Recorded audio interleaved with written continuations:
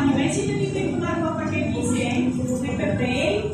At nagbabasa ng Bible kahit ilang beses? Sino? Sino? Sino? Bibigyan ko ng dakot? Very good na. Very good. Alam niyo, napakasarap yun. Masarap yun.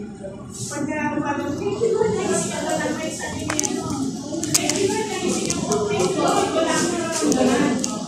Kasi minsan, di ba, isip naman sa natin, salamat tayo sa Lord. Pag naisip tayo, kasi tayo pero yung maisip natin, so, may isip na. Kaya kailangan lagi tayo hindi ibig na tayo doon, tutawanin yung dito. Mamaya hindi mo kayo maisip, di ba? At least nakahingi tayo. So, sabi dito, babasahin ko sa inyo Matthew 22:36-38. Sabi dito, Teacher, which commandment in the law is the greatest? Ano to yung pinaka-greatest na commandment? Alam niyo ba yung 10 commandments? Ano to yung pinaka-greatest? Alam niyo ba yung 10 commandments? O, listen.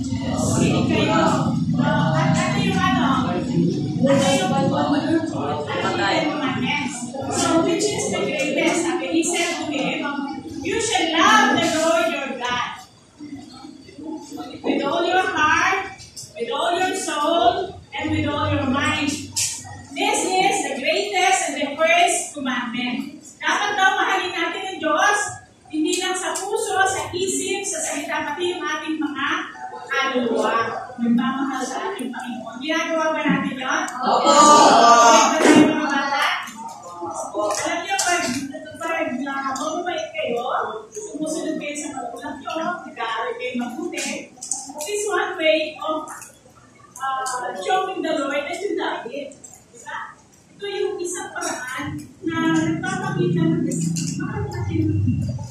Kasi sumusunod tayo sa sumusunod tayo sa kalooban niya. So, may pinagkakabalan.